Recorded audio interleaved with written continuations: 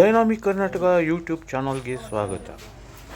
ಮಂಡ್ಯ ತಾಲೂಕು ಹೊಳಲು ಗ್ರಾಮದ ಹಾಲು ಉತ್ಪಾದಕರ ಸಹಕಾರ ಸಂಘದ ಅಧ್ಯಕ್ಷರಾಗಿ ಸಾವಿತ್ರಮ್ಮ ಅವರು ಅವಿರೋಧವಾಗಿ ಆಯ್ಕೆಯಾಗಿದ್ದಾರೆ. ನಿನ್ನೆ ನಡೆದ ಚುನಾವಣೆಯಲ್ಲಿ 13 ಸದಸ್ಯ ಬಲ ಹೊಂದಿರುವ ಹಾಲು ಉತ್ಪಾದಕರ ಸಹಕಾರ ಸಂಘದಲ್ಲಿ ಸಾವಿತ್ರಮ್ಮ ಅವರನ್ನು ಹೊರತುಪಡಿಸಿ ಇತರರು ನಾಮಪತ್ರ ಸಲ್ಲಿಸದ ಹಿನ್ನೆಲೆಯಲ್ಲಿ ಚುನಾವಣಾಧಿಕಾರಿಗಳು ಅವರ ಅವಿರೋಧ ಆಯ್ಕೆಯನ್ನು ಘೋಷಣೆ ಮಾಡಿದ್ದಾರೆ.